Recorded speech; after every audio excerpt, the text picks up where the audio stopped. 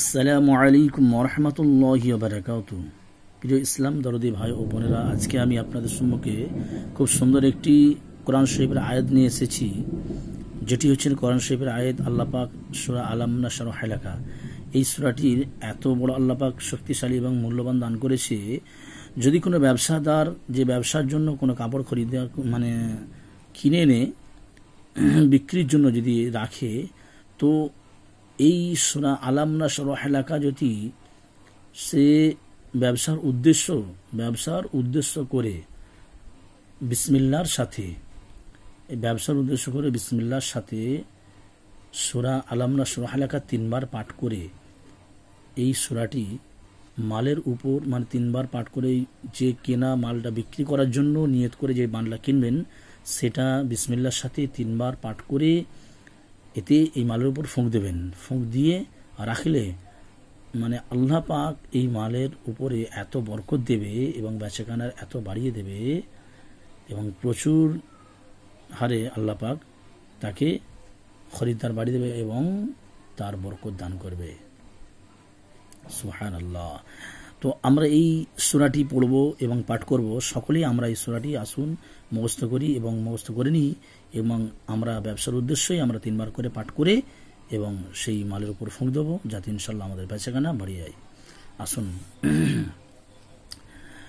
আউযু বিল্লাহি মিনাশ শাইতানির রাজীম। বিসমিল্লাহির রহমানির রহিম।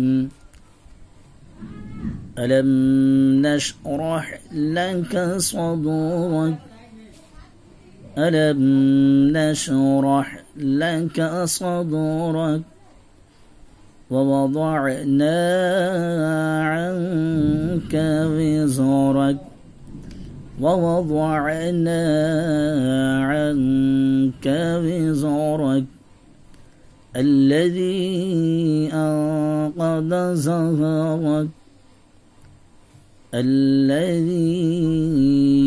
أنقض ظهرك ورفعنا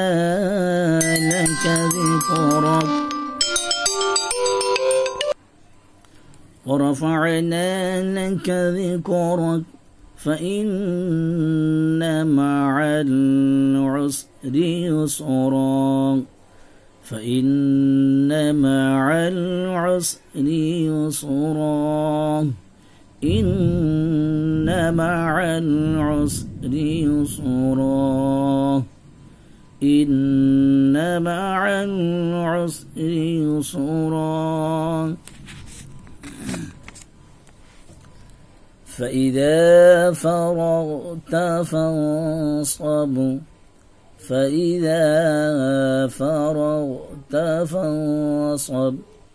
وإلى ربك فارغب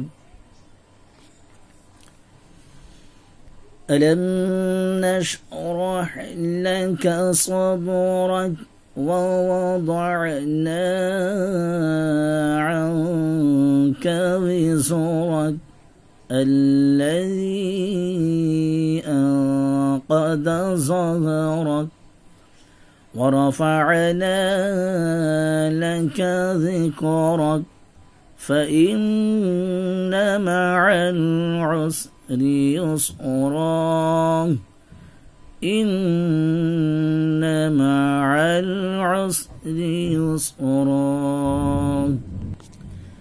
فإذا فرغت فانصب وإلى ربك فارغب آمنت بالله صدق الله العظيم। সকলেই সূরাটি মুখস্থ করে নেবেন এবং ভিডিওটি কেউ টেনে টেনে দেখবেন না, সম্পূর্ণ ভিডিওটি দেখবেন এবং এই সূরাটি মুখস্থ করে নেবেন। অবশ্যই ব্যবসাদার মানুষদের জন্য অনেক উপকৃত হবে ইনশাআল্লাহ। সুবহানাল্লাহ সুবহানাল্লাহ। আল্লাহ সকলের হালাল রুজিতে বরকত দিন, আমিন। আসসালামু আলাইকুম ওয়া রাহমাতুল্লাহ।